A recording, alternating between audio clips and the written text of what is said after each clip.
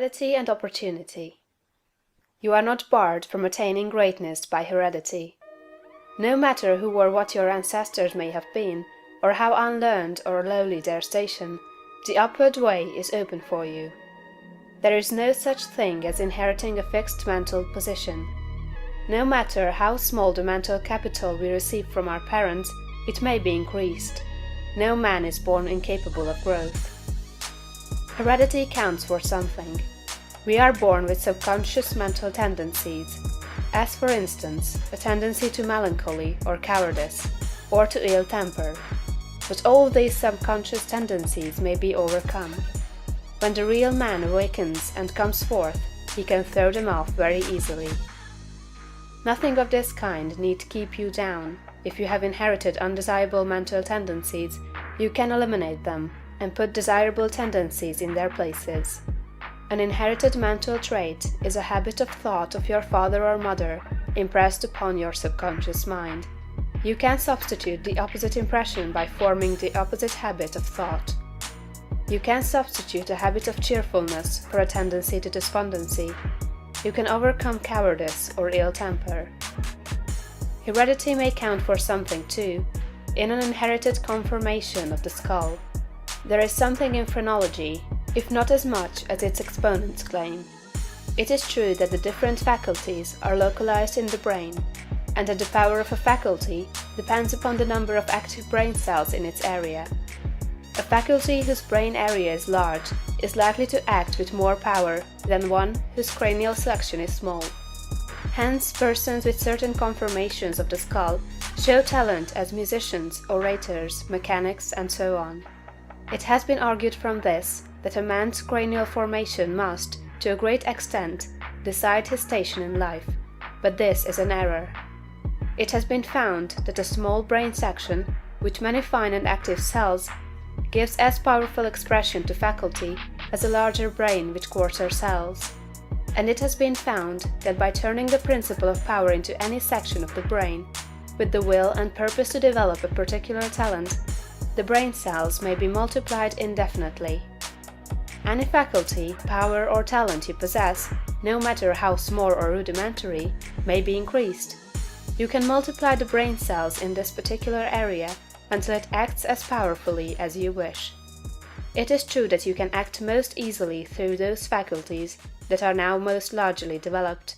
You can do, with the least effort, the things which come naturally, but it is also true that if you make the necessary effort, you can develop any talent. You can do what you desire to do, and become what you want to be. When you fix upon some ideal, and proceed as hereinafter directed, all the power of your being is turned into the faculties required in the realization of that ideal. More blood and nerve force go to the corresponding sections of the brain, and the cells are quickened, increased, and multiplied in number. The proper use of the mind of man will build a brain capable of doing what the mind wants to do. The brain does not make the man makes the brain.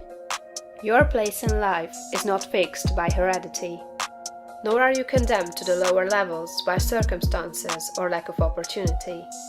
The principle of power in man is sufficient for all the requirements of his soul. No possible combination of circumstances can keep him down, if he makes his personal attitude right and determines to rise. The power which formed man and purposed him for growth also controls the circumstances of society, industry, and government. And this power is never divided against itself. The power which is in you is in the things around you, and when you begin to move forward, the things will arrange themselves for your advantage, as described in later chapters of this book. Man was formed for growth, and all things external were designed to promote his growth. No sooner does a man awaken his soul and enter on the advancing way, than he finds that not only is God for him, but nature, society, and his fellow men are for him also, and all things work together for his good if he obeys the law. Poverty is no bar to greatness, for poverty can always be removed. Martin Luther, as a child, sang in the streets for bread. Linnaeus, the naturalist, had only $40 with which to educate himself. He mended his own shoes, and often had to beg meals from his friends. Hugh Miller, apprenticed to a stonemason, began to study geology in a quarry. George Stephenson, inventor of the locomotive engine, and one of the greatest of civil engineers, was a coal miner, working in a mine, when he awakened and began to think. James Watt was a sickly child, and was not strong enough to be sent to school. Abraham Lincoln was a poor boy. In each of these cases, we see a principle of power in the man that lifts him above all opposition and adversity. There is a principle of power in you. If you use it and apply it in a certain way, you can overcome all heredity, and master all circumstances and conditions, and become a great and powerful personality.